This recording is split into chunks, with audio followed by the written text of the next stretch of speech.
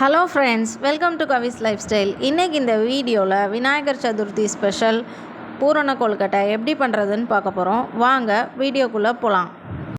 இந்த ரெசிபி பண்ணுறதுக்கு 1 கப் பச்சரிசி மாவு இல்லைனா கொழுக்கட்டை மாவு, 1 கப் வெல்லம், 2 ஏலக்காய், 1 கப் தேங்காய் துருவுனது, அப்புறம் ஒரு 1/4 கப் வேர்க்கடலை பொடிச்சு வச்சுருக்கேன். அதுக்கப்புறம் கொஞ்சம் கிஸ்மிஸ், அப்புறமா கீ, அப்புறம் கொஞ்சம் கோகோனட் ஆயில். ஃபஸ்ட்டு நம்ம மாவு பிசைகிறதுக்கு 1 டம்ளர் தண்ணி, இது 300 ml தண்ணி நான் பாயில் பண்ணுறதுக்காக வைக்கிறேன். இது கூடவே 1 பிஞ்ச் சால்ட் போடணும். அப்புறம் 1 ஸ்பூன் கோகோனட் ஆயில் ஆட் பண்ணணும். இது நம்ம அந்த கொழுக்கட்டையோட மாவு இருக்குல்ல, பச்சரிசி மாவு, அதை பிசைகிறதுக்காக. இப்போ வெந்நீர் கொதிச்சிட்ருக்கட்டும். மீன்வைல் நம்ம ஸ்டஃபிங்க்கு தேவையான பூரணத்தை ரெடி பண்ணிடலாம். இதுக்கு ஒரு பேனில் 2 ஸ்பூன் கீ ஆட் பண்ணோம். கீ நல்லா மெல்ட் ஆனதும் நம்ம எடுத்து வச்சுருக்கிற உலர்ந்த திராட்சை 1 ஸ்பூன் அதை ஆட் பண்ணோம்.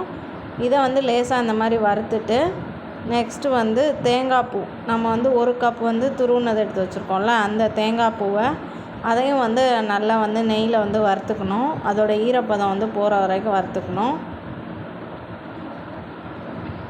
நெக்ஸ்ட்டு நம்ம பொடிச்சு வச்சுருக்கிற வேர்க்கடலை அதையும் இதில் சேர்த்துக்கணும். இது ஆப்ஷனல் தான், உங்களுக்கு விருப்பப்பட்டால் நீங்கள் சேர்த்துக்கலாம், இல்லைன்னா தேவையில்லை. இது போட்டால் உள்ளே ஒரு க்ரன்ச்சி ஃபீல் இருக்கும் அண்டு டேஸ்ட்டும் நல்லாயிருக்கும். அதுக்காக தான் நான் ஆட் பண்ணியிருக்கேன். இப்போ ஒரு 3 நிமிஷம் ஆயிடுச்சு. நல்லா இதுவும் வறுபட்டுருச்சு. நம்ம அடுப்பை ஆஃப் பண்ணிடலாம். மீன்வைல் நம்ம தண்ணி சூட வச்சுருந்தோம்ல, அது நல்லா பாயில் ஆயிடுச்சு. இப்போ நான் அடுப்பை ஆஃப் பண்ணிட்டு மாவு பிசைய நம்ம ஸ்டார்ட் பண்ணிடலாம். அதுக்கு கொஞ்சம் கோகோனட் ஆயிலும் வேணும், அதையும் எடுத்து வச்சுக்கோங்க. நீங்கள் வேறு ஆயில் இல்லை கீ எதுனாலும் யூஸ் பண்ணிக்கலாம். இப்போ நான் 1 கப் மாவு போட்டிருக்கேன். போட்டுட்டு நம்ம பாயில் பண்ணி வச்சுருக்கிற தண்ணியை இதில் இப்படி கொஞ்சம் கொஞ்சமாக ஆட் பண்ணி கிண்டி விட்டுட்டே இருக்கணும். தண்ணி சூடாக இருக்கிறதுனால கையை வச்சு உங்களால் ஃபஸ்ட்டு பிசைய முடியாது.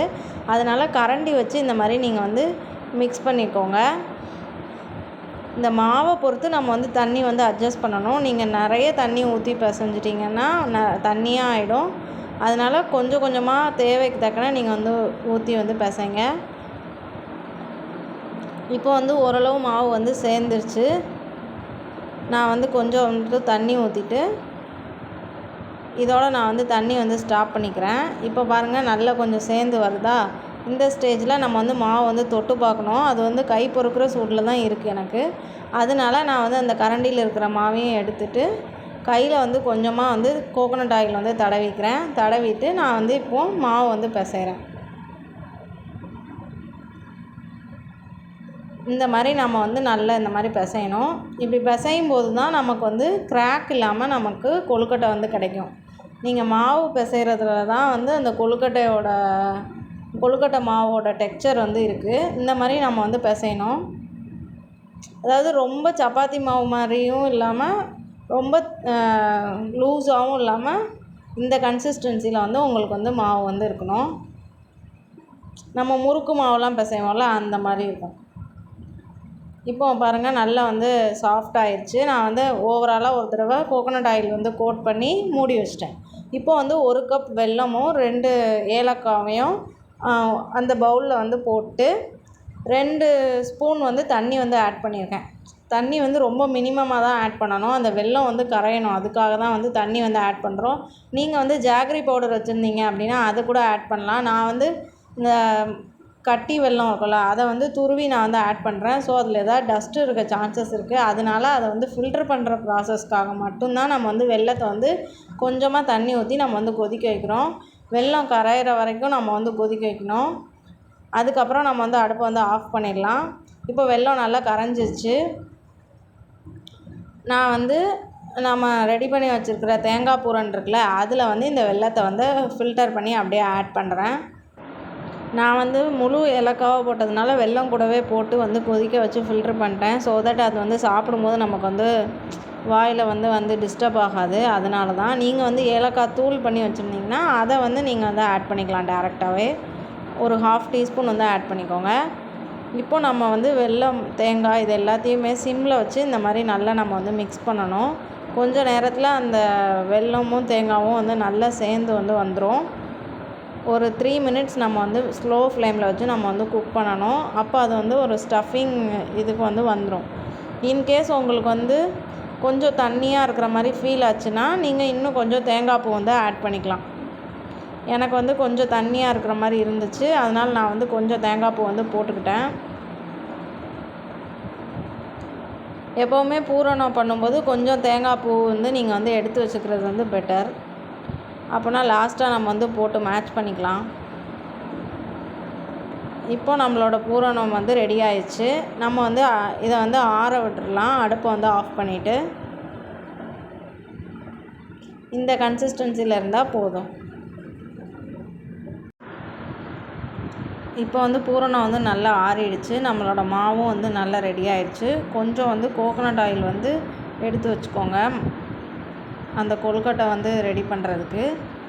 இந்த மாதிரி நம்ம வந்து கொஞ்சம் கொஞ்சமாக மாவு எடுத்து உள்ளே ஸ்டஃபிங் வச்சு நம்ம வந்து கையாலே நம்ம வந்து ஷேப் பண்ணி நம்ம வந்து கொழுக்கட்டை வந்து பண்ண போகிறோம். இந்த ஷேப் பண்ணுறது வந்து நிறைய பேருக்கு வந்து கொஞ்சம் இதாக இருக்கும். இல்லை மாவு வந்து கிராக் ஆகிடும், ஷேப் வந்து சரியாக வராது அப்படிலாம் சொல்லுவாங்க. நான் வந்து உங்களுக்கு எப்படி ஈஸியாக வந்து நம்ம கையாலே நம்ம வந்து மோல்டு எதுவும் யூஸ் பண்ணாமல் நம்ம பூரணம் கொழுக்கட்டை வந்து பண்ணுறதுன்னு நான் வந்து உங்களுக்கு எக்ஸ்பிளைன் பண்ணுறேன். ஃபஸ்ட்டு வந்து இந்த மாதிரி ஒரு உருண்டை, சப்பாத்தி உருண்டை அளவுக்கு ஒரு உருண்டை மாவு எடுக்கிறதுக்கு முன்னாடி எப்போவுமே கையில் வந்து ஆயில் வந்து 2 கையிலையும் நல்லா கோகோனட் ஆயில் வந்து அப்ளை பண்ணிக்கோங்க. அதுக்கப்புறம் இந்த மாதிரி பெருவிரலை வந்து உள்ளே வச்சு அப்படியே நம்ம வந்து ப்ரெஸ் பண்ணிகிட்டே வந்தோன்னா நம்மளுக்கு இந்த மாதிரி அது வந்து விரிஞ்சு வரும். ஒரு பவுல் மாதிரி வரும். வந்ததுக்கு அப்புறமா நம்ம வந்து என்ன பண்ணணும்னா அதுக்குள்ளே வந்து கொஞ்சம் வந்து ஸ்டஃபிங்கை வச்சு அதை லேசாக அந்த மாதிரி அழுத்தி விட்டுட்டு அந்த சுற்றி இருக்கிற எட்ஜஸ் இருக்குல்ல அதை வந்து நம்ம வந்து அப்படியே வந்து ஒன்று சேர்க்கணும். இந்த மாதிரி வந்து ஒன்று சேர்த்துட்டு இப்போ இப்படி நீங்கள் வந்து உருட்டினீங்கன்னா இது வந்து ரவுண்ட் ஷேப் வந்து பூரண கொழுக்கட்டை வந்து ரெடி ஆயிடுச்சு. இப்போ பாருங்கள், சுற்றி வந்து எங்கேயுமே ஸ்டஃபிங்கும் வெளியில் வரல அண்ட் கிராக்ஸும் எதுவுமே இருக்காது. நல்லா இந்த மாதிரி வந்து ரெடி ஆயிடுச்சு. இது வந்து ஒரு மெத்தடு. இப்போ நம்ம வந்து நெக்ஸ்ட்டு ஷேப் வந்து பார்க்கலாம். இது பண்ணுறதுக்கு நான் வந்து ஒரு கவர் எடுத்துக்கிட்டேன். அதில் வந்து நம்ம கொஞ்சமாக வந்து ஆயில் இந்த மாதிரி வந்து நல்லா தடவிக்கணும். தடவிட்டு ஒரு உருண்டை வந்து மாவு எடுத்து அதை வந்து கொஞ்சம் இந்த மாதிரி ரவுண்ட் பண்ணிவிட்டு நம்ம வந்து அந்த கவரில் வந்து வச்சு நம்ம கையிலையும் வந்து எண்ணெய் தடவி இருக்கணும். இந்த மாதிரி நம்ம வந்து ப்ரெஸ் பண்ணி விடணும். இந்த மாதிரி நம்ம அதை வந்து விரிக்கணும். இது வந்து நம்ம ரெகுலராக பண்ணுவோம்ல, ஒரு சோமாசி ஷேப்பில் வந்து ஒரு கொழுக்கட்டை வரும்ல, ஹாஃப் மூன் மாதிரி, அந்த ஷேப் பண்ணுறதுக்கு இப்போ வந்து பண்ணிகிட்ருக்கேன். ஸோ இந்த மாதிரி நம்ம வந்து நல்லா விரிச்சாச்சு. ரொம்ப மெல்லிசாக விரித்தாலும் வந்து பிஞ்சிடும், ரொம்ப திக்காக விரித்தாலும் வந்து டேஸ்ட் வந்து நல்லா இருக்காது. கொஞ்சம் நம்ம பூரிக்கெலாம் மாவு இருக்கும்ல, பூரிக்கெலாம் போடும்போது மாவு வச்சுருப்போம்ல, அந்த அளவுக்கு திக்னஸ் இருந்தால் போதும். இப்போ நான் வந்து கொஞ்சமாக வந்து பூரணம் வந்து எடுத்து வைக்கிறேன்.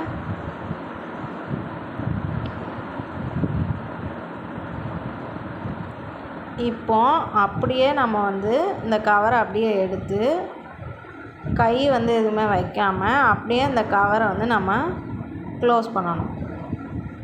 இப்படி பண்ணிவிட்டு இப்படி எடுக்கும்போது நல்லா ஒட்டாமல் நமக்கு வந்து வந்துடும். இப்போ அந்த எட்ஜஸ் இருக்குல்ல, அதை நம்ம இந்த மாதிரி நல்லா வந்து ப்ரெஸ் பண்ணி விட்டுக்கணும். ஸோ தட் அந்த பூரணம் வந்து வெளியில் வந்து வராது.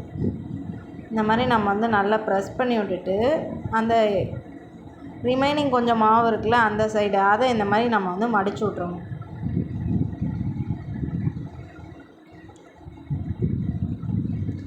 இது வந்து ரொம்ப ஈஸி நீங்கள் பண்ணுறதுக்கு.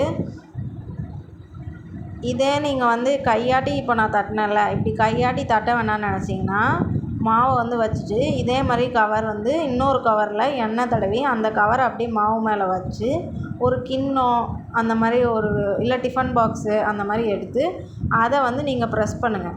அப்படி ப்ரெஸ் பண்ணும்போது அதுவே வந்து எக்ஸ்பேண்ட் ஆகி ஒரு ரவுண்ட் ஷேப் வந்து உங்களுக்கு வந்து கிடைக்கும். அதுக்கப்புறம் நீங்கள் அந்த மேலே இருக்கிற கவரை எடுத்துகிட்டு பூரணத்தை வச்சு இதே மாதிரி வந்து க்ளோஸ் பண்ணி எடுத்திங்கன்னா இன்னொரு ஷேப் கொழுக்கட்டை வந்து ரெடி ஆகிடும். இதுலேயும் வந்து எந்த கிராக்குமே இருக்காது, ஸ்டஃபிங்குமே வெளியில் வராது. இந்த ஷேப் வந்து நம்மளோட ட்ரெடிஷ்னலான ஷேப்பு. ரெகுலராக நம்ம வீட்டில் நம்ம அம்மாலாம் இந்த ஷேப் தான் வந்து பண்ணுவாங்க. இப்போ நம்ம வந்து நெக்ஸ்ட் மெத்தட் வந்து பார்க்கலாம். இது வந்து என்ன மெத்தட்னா பிடி கொழுக்கட்டை மெத்தடு.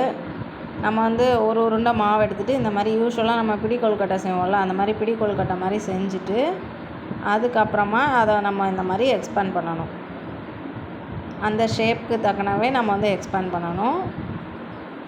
இந்த மாதிரி நல்லா எக்ஸ்பேண்ட் பண்ணிவிட்டு ஸ்டஃபிங் வந்து வைக்கணும். ஸ்டஃபிங் வச்சுட்டு மறுபடியும் வந்து அந்த எட்ஜஸ் எல்லாத்தையும் நம்ம வந்து க்ளோஸ் பண்ணணும். ஃபஸ்ட்டு இந்த சைடில் இருக்கிற 2 எட்ஜையும் நம்ம க்ளோஸ் பண்ணணும். அதுக்கப்புறமா மேலேயும் கீழேயும் இருக்கிறத க்ளோஸ் பண்ணிவிட்டு அகைன் நம்ம வந்து பிடி கொழுக்கட்டை மாதிரி பண்ணோன்னா நமக்கு வந்து வந்துடும். இந்த மாதிரி நம்ம வந்து க்ளோஸ் பண்ணிக்கணும்.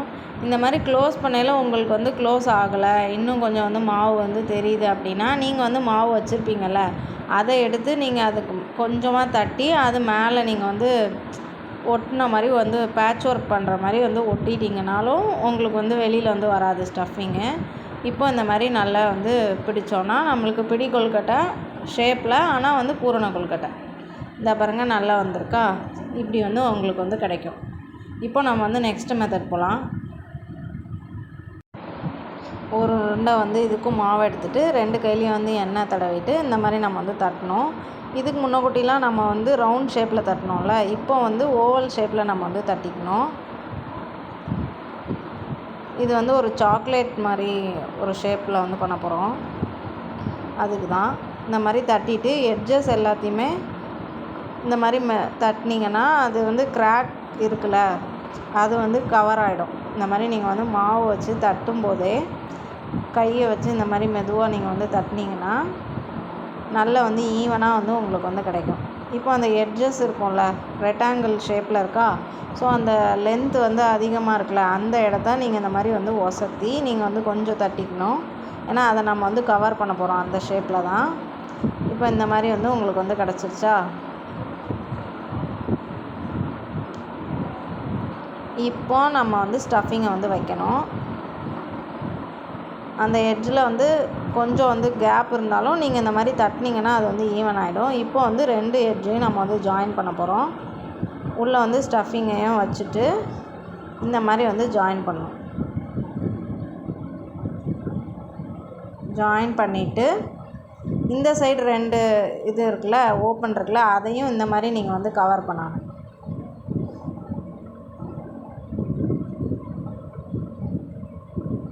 இப்போ இது வந்து ஒரு சாக்லேட் கவர் ஷேப்பில் வந்து நமக்கு வந்து கிடைக்கும்.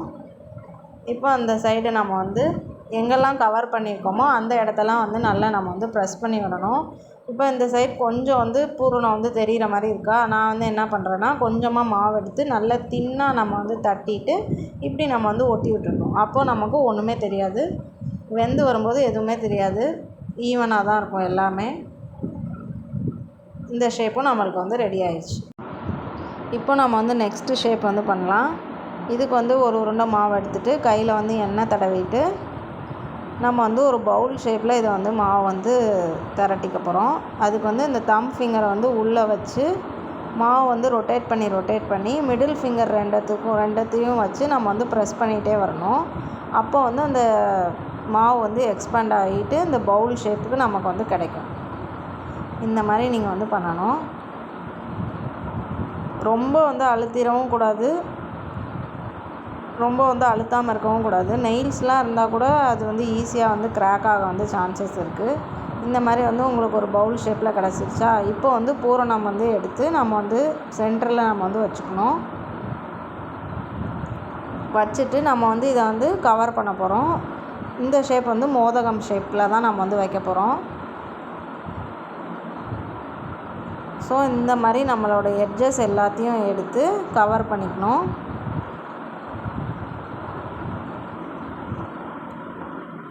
கவர் பண்ணிவிட்டு அதை வந்து அப்படியே வந்து ரவுண்ட் இதே தான் வந்து ரவுண்ட் ஷேப்புக்கும் பண்ணோம். ரவுண்ட் பண்ணால் அது வந்து ரவுண்ட் ஆகிடும். அதில் இருக்கிற இந்த மேலே இருக்கிறத நீங்கள் வந்து பிடிச்சி விட்டும்போது உங்களுக்கு வந்து இந்த கோனிக்கல் ஷேப்பில் வந்து உங்களுக்கு வந்து கிடைக்கும். இப்போ இதை நீங்கள் இப்படி ப்ளைனாகவும் நீங்கள் வந்து விட்டுறலாம். இது வந்து ஒரு ஷேப்பு. இதில் நீங்கள் இன்னும் கொஞ்சம் வந்து அழகுபடுத்தணும்னா என்ன பண்ணலான்னா, நம்ம நைஃப் இருக்குல்ல, நைஃபோட ஷார்ப் இல்லாத சைடு இருக்குல்ல, அதை வந்து வச்சு இந்த மாதிரி நீங்கள் வந்து ப்ரெஸ் பண்ணி விட்டிங்கன்னா இது வந்து ஒரு அழகான ஒரு டிசைனாக வந்து உங்களுக்கு வந்து கிடைக்கும். இது வந்து ரொம்ப சிம்பிள், ஆனால் வந்து பார்க்குறதுக்கு ரொம்பவே நல்லாயிருக்கும். இந்த மாதிரி நீங்கள் வந்து எல்லா சைடும் நீங்கள் இந்த மாதிரி போட்டு விடணும். ரொம்ப அழுத்திட்டிங்கன்னா பூரணம் வெளில வந்துடும். அந்த அளவுக்கு நீங்கள் ப்ரெஸ் பண்ணக்கூடாது. லைட்டாக அதோட அந்த அச்சு பதிகிற அளவுக்கு நம்ம வந்து ப்ரெஸ் பண்ணுறோம். ஓகேவா? இந்த பாருங்கள், இதுவுமே நான் அந்த ஷேப் தான் வந்து ட்ரை பண்ணேன். நல்லா வந்து வந்திருக்கு. இது அப்படியே ஒரு ஃப்ளவர் மாதிரி இருக்கும். ஃப்ளவரை வந்து நம்ம ரிவர்ஸில் போட்டால் எப்படி இருக்குமோ அந்த மாதிரி இருக்கும். இப்போ நம்ம வந்து நெக்ஸ்ட்டு ஷேப் வந்து போகலாம். இதுவுமே வந்து ஒரு ஃப்ளவர் ஷேப் தான். இது பண்ணுறதுக்கு ஒரு உருண்டை மாவு எடுத்து எண்ணெய் தடவிட்டு நம்ம வந்து தட்டிக்கணும் சர்க்கிளாக. இந்த மாதிரி தம் ஃபிங்கரில் வந்து மாவு வச்சுட்டு தட்டிக்கணும்.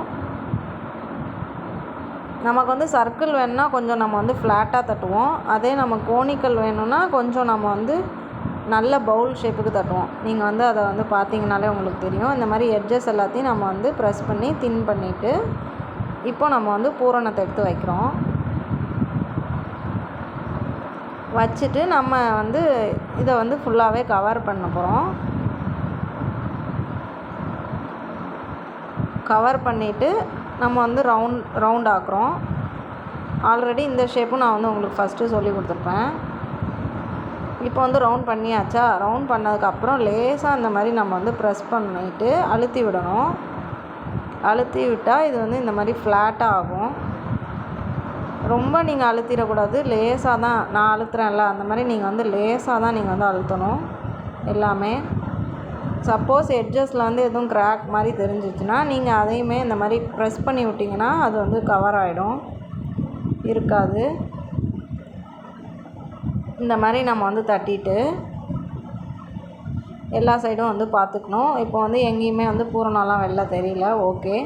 இப்போ வந்து கொஞ்சோண்டு வந்து விரலில் வந்து எண்ணெய் வச்சுட்டு இந்த மாதிரி நீங்கள் வந்து அழுத்தி விடணும்.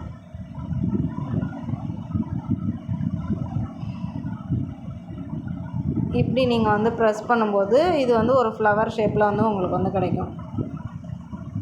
இது வந்து பார்க்கவே ரொம்ப அழகாக இருக்குல்ல. இது என்னோடய பர்சனல் ஃபேவரட்டான ஒரு ஷேப்பு. ரொம்ப சிம்பிள் தான் இது பண்ணுறது,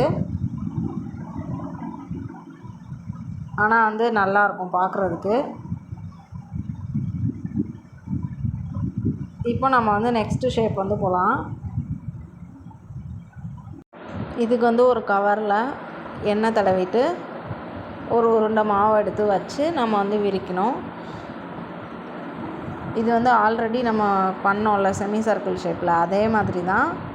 பட் வந்து கொஞ்சம் வந்து டிஃப்ரெண்ட்டு. இந்த மாதிரி நம்ம வந்து விரிச்சுக்கணும்.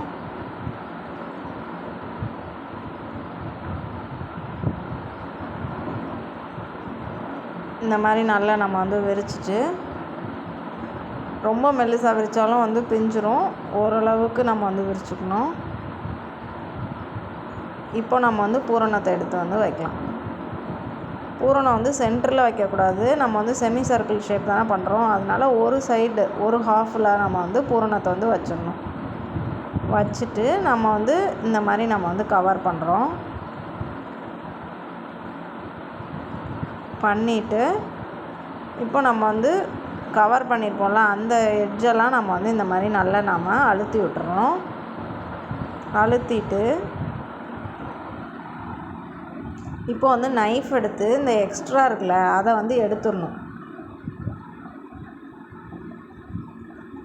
இது வந்து அந்த ஹெக்ஸகனை வந்து மடக்குனா ஒரு ஷேப் வரும்ல, அந்த மாதிரி ஷேப் வந்து கிடைக்கும். இந்த எக்ஸஸ் மாவெல்லாம் வந்து மறுபடியும் நம்ம வந்து யூஸ் பண்ணிக்கலாம், தூர போட தேவையில்ல. இந்த மாதிரி நம்ம வந்து எடுத்துக்கலாம். நமக்கு வந்து விரல் வச்சு நம்மளால் வந்து அழுத்தி விட முடியல அப்படின்னு நினச்சிங்க அப்படின்னா இந்த மாதிரி நீங்கள் வந்து ட்ரை பண்ணலாம். இது அதோட ஈஸி. இப்போ நெக்ஸ்ட்டு வந்து ரிமைனிங் வந்து கொஞ்சம் மாவு இருக்குது.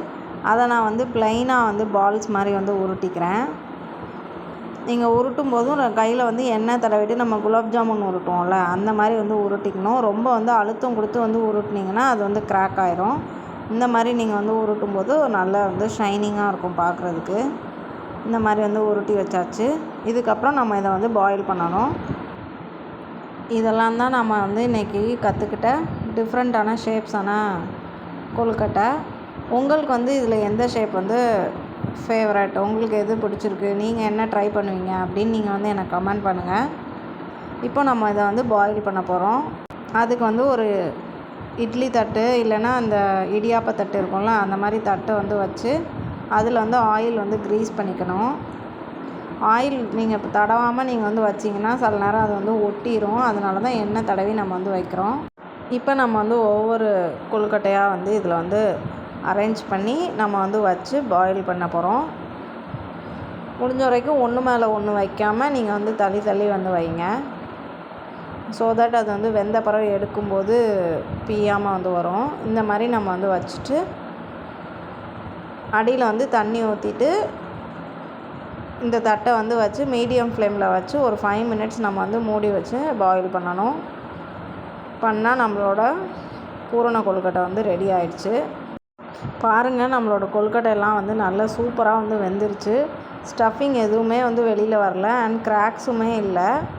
அந்த ஷேப்லாம் வந்து நல்லா வந்து அப்படியே வந்து வந்திருக்கு. ஃப்ரெண்ட்ஸ், இப்போ நம்மளோட ஸ்வீட் பூரண கொழுக்கட்டை நல்லா சாஃப்டாக கிராக்ஸே இல்லாமல் ஸ்டஃபிங்கும் வெளியில் வராமல் எப்படி பண்ணுறதுன்னு நம்ம வந்து பார்த்தாச்சு. நீங்களும் இந்த ரெசிபியை உங்கள் வீட்டில் ட்ரை பண்ணி பாருங்கள். இந்த வீடியோ பிடிச்சிருந்தா லைக் பண்ணுங்கள், கமெண்ட் பண்ணுங்கள், ஷேர் பண்ணுங்கள், சப்ஸ்கிரைப் பண்ணுங்கள். பக்கத்தில் இருக்க பெல் ஐக்கானை ப்ரெஸ் பண்ணிக்கோங்க. தேங்க்யூ.